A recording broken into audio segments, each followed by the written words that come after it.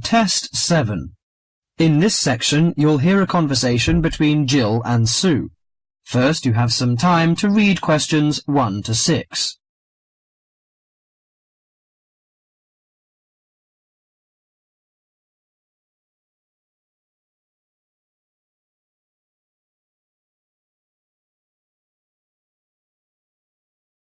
Now listen to the conversation and answer questions 1 to 6. Hello, Sue. Fancy meeting you here. It is Sue Johnson, isn't it? Oh, hi, Jill. Must be ages since we've seen each other. What a surprise. How are you? Yes, well, I'm fine. I just got back from 2 years teaching in Hong Kong, actually. Oh, I thought you'd gone into computing or nursing. No, I ended up being a teacher after all. And how about you? Oh, fine. Things are going quite well, in fact. So, what have you been up to over the last 3 years? Working, studying, you know, the usual things. Oh, and I got married last year. Congratulations. Anyone I know? Yeah, you might remember him from our college days. Do you remember Jerry? Jerry Fox? Jerry? Was he the one with the dark hair and beard? No, that was Sam. No, Jerry's got blonde hair and glasses. He's pretty tall. Well, we got married, finally. Great. And where did the wedding take place? Was it here in London? No, in the end, we decided to get married in Scotland. Jerry's parents lived there, so we were married in the small village church with the mountains in the background. Fabulous. Have you got any pictures? Well, funny you should ask. I have actually got a couple here. They're a bit battered because I've been carrying them around in my bag. Oh, never mind. Let's have a look. Oh, don't you look wonderful? Who are those people behind you? Oh, that's my older sister, Clara. Oh, she looks like you.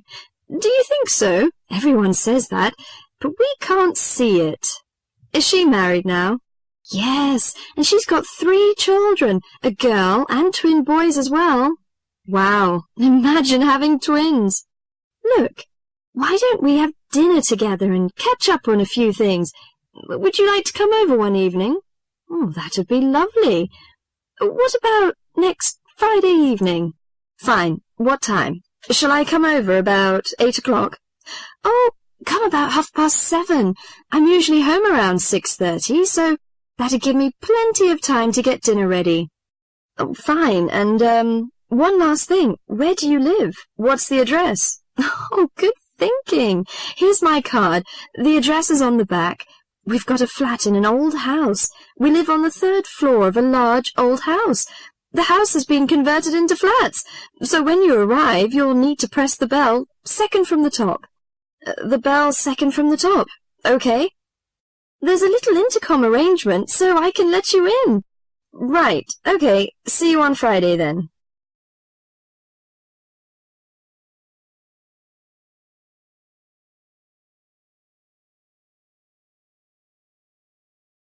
Before the rest of the conversation, you have some time to read questions 7 to 10.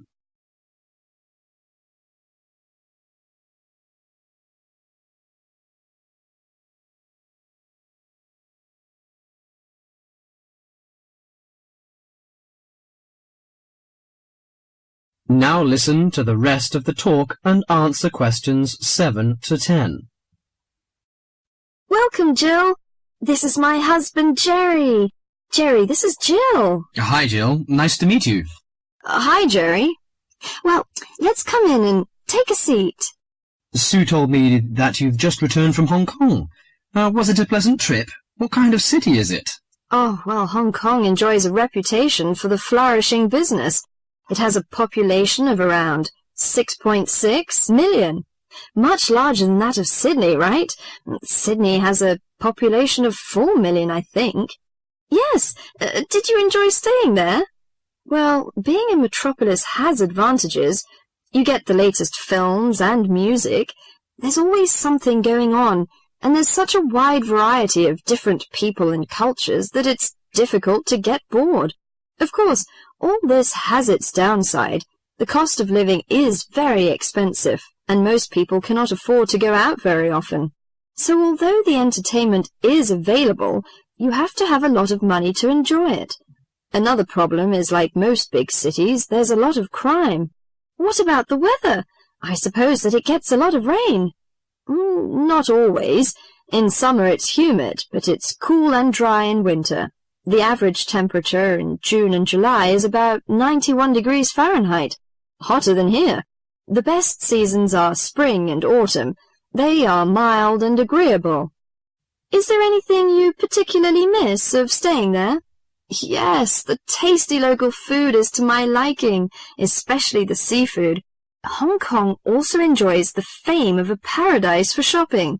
But I'm not very keen on that, you know. I suppose it must be your favourite. Most shopping malls in Hong Kong have longer opening hours than those in Sydney. Some are even open the whole night during the Christmas holidays. Oh, it sounds lovely. I hope I have a chance to travel there. Well, I can be your tour guide. Yes, that's great. That is the end of section 1.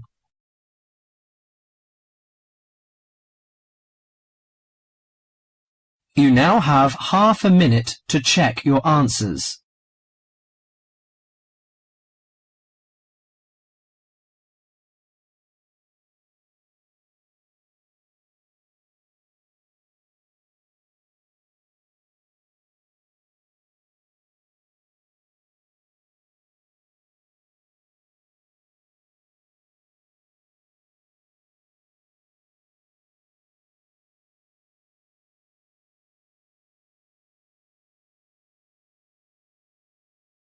Section 2. In this section, you'll hear an introduction about the process of producing stamps. First, you have some time to read questions 12 to 21.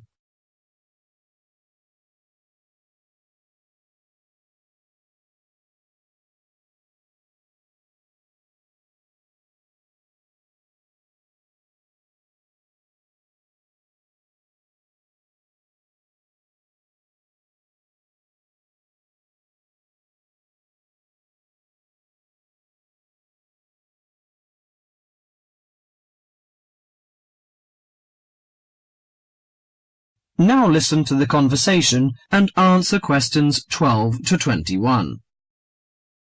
Hello, and welcome to this week's edition of Tell Me More, the program where you ask the questions and we provide the answers.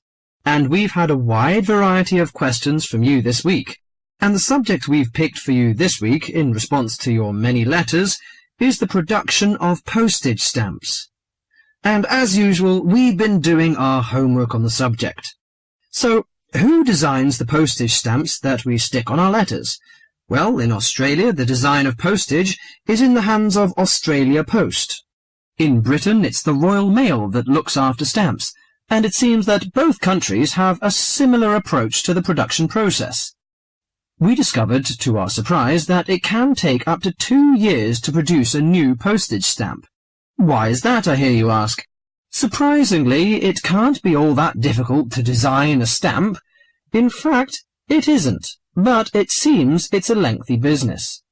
Firstly, they have to choose the subjects, and this is done with the help of market research. Members of the general public, including families, are surveyed to find out what sorts of things they would like to see on their stamps.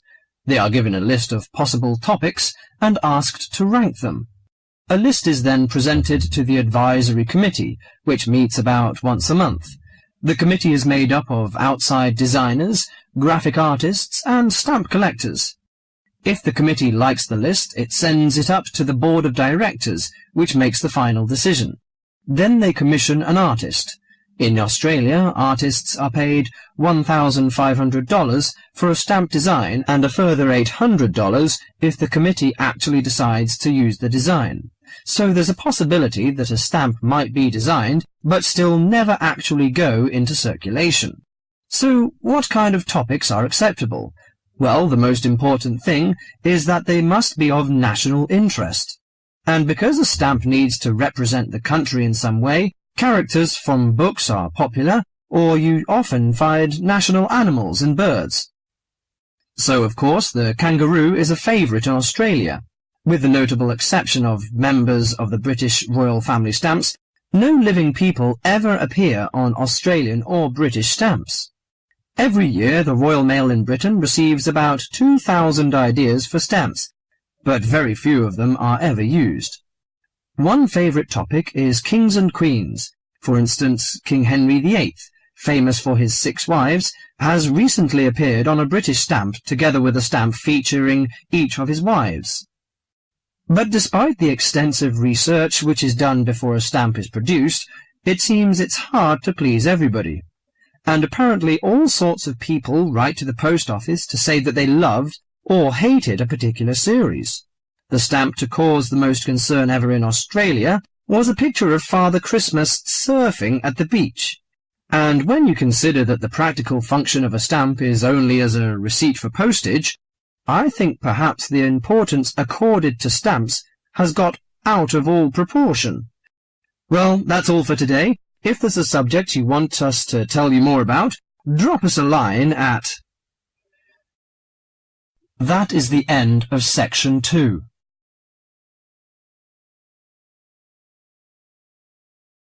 You now have half a minute to check your answers.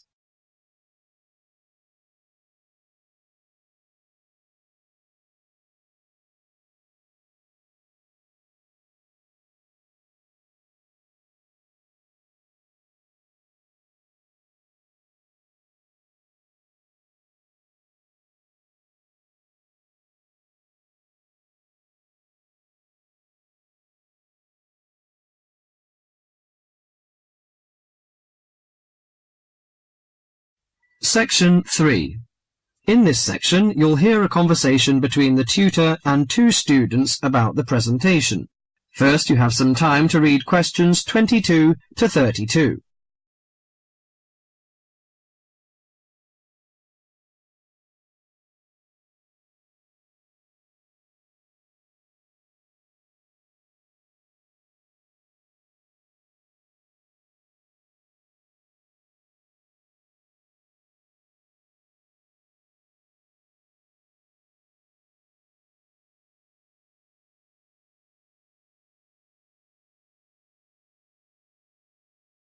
Now listen to the conversation and answer questions 22 to 32. Good morning, everyone. Well, I think we can start straight away by getting Rose and Mike to do their presentation. Would you like to start, Rose? Yes, well, we've done a survey on local entertainment. Basically, we try to find out how students feel about the entertainment in the town and how much they use it. Yes, so we've called our project Out and About. Yes, that's a good title, Out and About. We wanted to find out how well students use the entertainment facilities in town, whether they go to see the latest plays, films, that kind of thing. Now we have our own facilities on campus, of course. Yes, we deliberately omitted those, as we really wanted to examine outside entertainment in the town. Actually, there were a lot of areas to choose from, but in the end we limited ourselves to looking at 3 general categories: cinema, theatre and music. Right. Okay, well, first of all, cinema. In the town there are 3 main places where you can see films. There's the new multi-screen complex cinema, the Old Park Cinema, and the late-night Odeon. So if you look at this chart, in terms of audience size, the multi-screen complex accounts for 75% of all cinema seats. The Park Cinema accounts for 20% of seats, and the late-night Odeon has just 5% of seats. As you probably know, the complex and the park show all the latest films, while the late-night Odeon cinema tends to show cult films. So when we interviewed the students, we thought the complex would be the most popular choice, but surprisingly it was the late-night Odeon. Yeah, and most students said that if they wanted to see a new film, they waited for it to show at the old park, because the complex is more expensive and further out of town, so you have to pay more to get there as well. Yes, and that adds to the cost, of course, and detracts the popularity, evidently. Well, next we looked at theatres. The results here were interesting because, as you know, there's a theatre on campus which is popular, but there's also the Stage Theatre in town, which is very old and architecturally beautiful, and there's the large modern theatre, the Ashtop, has recently been built. So you just looked at the 2 theatres in town? Yes. What was interesting is that there are periods during the year when students seem to go to the theatre and periods when they go to the cinema, and we really think that's to do with budget. If you look at this graph, you can see that there's a peak around November and December when they go to the theatre more, and then a period in April and May when neither is particularly popular, and the theatre viewing seems to fall off virtually, while the cinema becomes quite popular in June and July. I think you're probably right about your conclusions. Well, lastly we looked at music, and this time we were really investigating the sort of small music clubs that offer things like folk or specialise in local bands. So not musicals as such. That's right. We looked at 3 small music venues, and we examined the quality of the entertainment and venue, and gave a ranking for these. A cross, meaning that the quality was poor, a tick, meaning it was okay, and 2 ticks for excellent. First of all, the Blues Club, which obviously specialises in blues music. This was a pretty small place, and the seating was minimal, so we didn't give that a very good rating. No, we don't recommend that one, really. Then the Sunrise, which plays a lot of South American music, was a big place, very lively, good performers, so 2 ticks for that one. The Pier Hotel is a folk venue, a good place for local and up-and-coming folk artists to play. Not the best of venues, as it's in a basement and a bit dark, but the quality of the entertainment was reasonable, and the lighting was very warm, so we felt it deserved an average rating. Finally, there's the Bald Rock Cafe, which features big rock bands and is pretty popular with students, and we enjoyed ourselves there as well, so total marks for that one. And then did you get any information from the students as to which of the clubs they preferred? That is the end of section 3.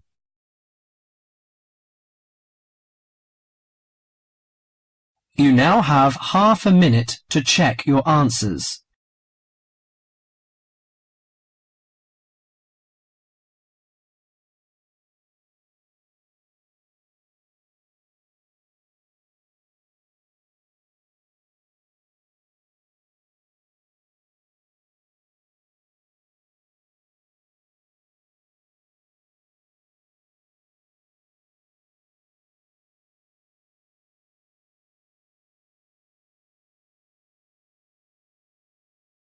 Section 4. In this section, you'll hear a lecture on amber. First, you have some time to read questions 33 to 42.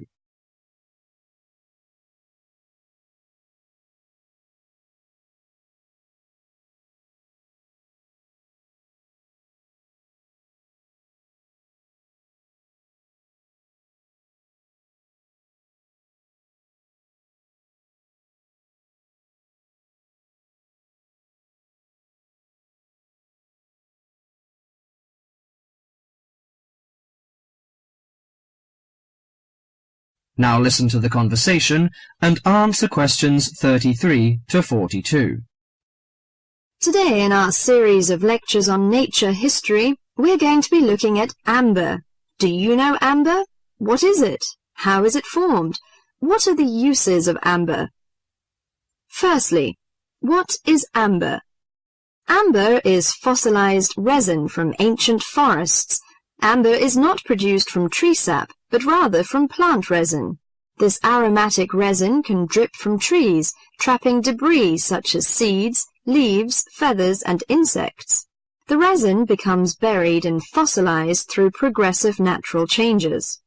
Therefore, amber is formed as a result of the fossilization of resin that takes millions of years. Although a specific time interval has not been established for this process, the majority of amber is found approximately 30 to 90 million years ago. You may ask why resin is produced. Although there are contrasting views as to why resin is produced, It is a plant's protection mechanism. The resin may be produced to protect the tree from disease and injury caused by insects and fungi.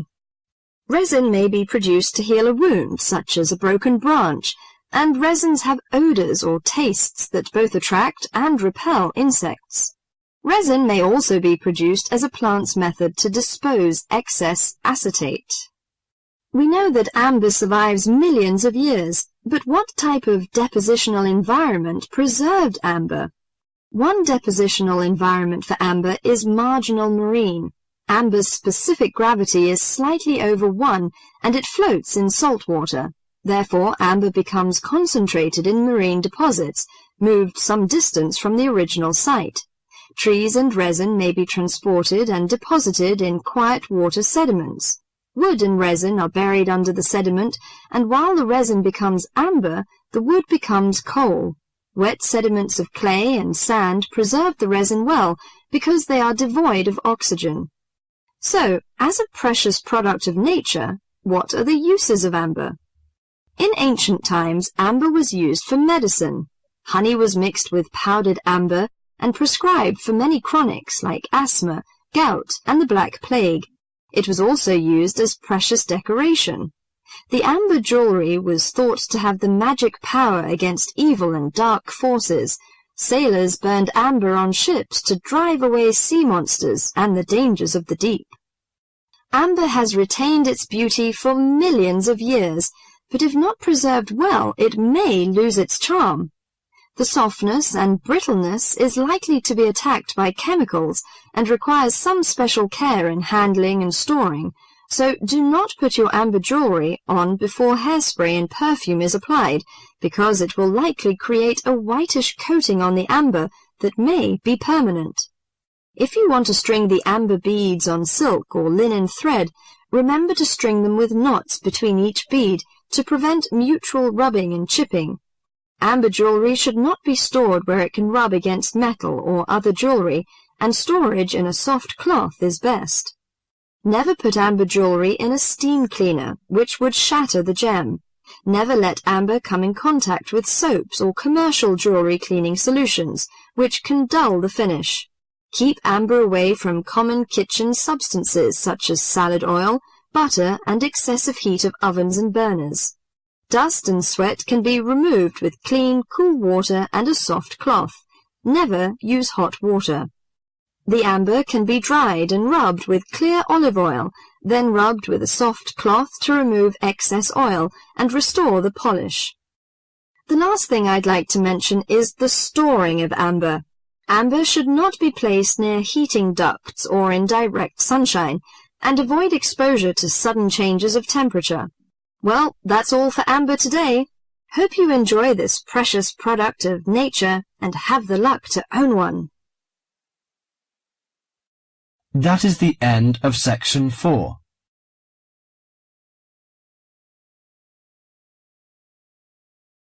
You now have half a minute to check your answers.